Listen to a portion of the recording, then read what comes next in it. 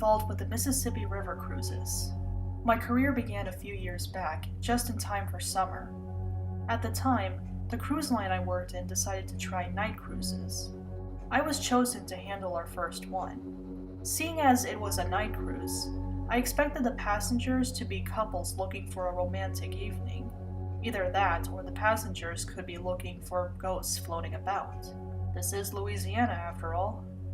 I was born and raised in New Orleans, and I never saw these so-called spirits.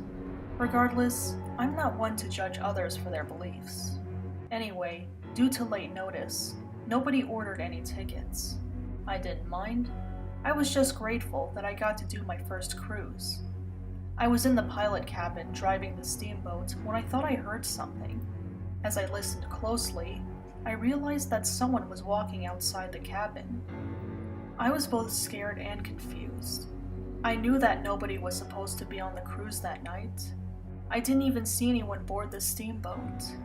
I was thinking of how this person could have boarded the boat when I heard cries of pain. The pilot cabin's door had a small window that allowed me to see the deck. I peeked through the window, trying not to be noticed by the intruder. All I saw was a man shambling away from me. He moved as if he were severely injured. The riverboats of my cruise line were provided with first aid kits in the pilot cabins. I grabbed it before carefully approaching the intruder. As I got closer, I got a better look at the man. He wore a dark blue uniform and cap, which were soaking wet. I called out to the stranger, asking him if he needed help. I stopped dead in my tracks when he turned to face me. The man's face was decayed and one of his cheeks was missing, revealing his rotten teeth.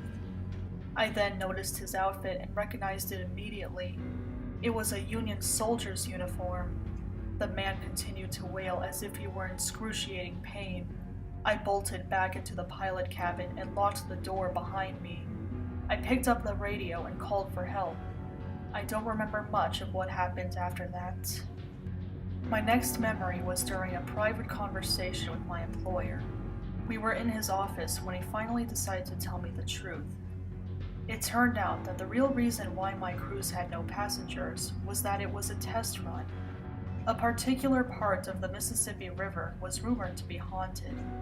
In 1865, a steamboat called Sultana exploded, killing most of its passengers. Some of them were Union soldiers.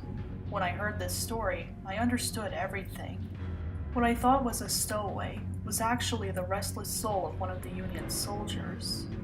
After that, my employer decided to never do night cruises again. He even gave me a raise in compensation for my experience. I still work at that cruise line. After all, I can't let one bad experience with a dead man ruin my career. My employer still sticks to day cruises to this day. I didn't have any more encounters after that night, and hopefully never will again.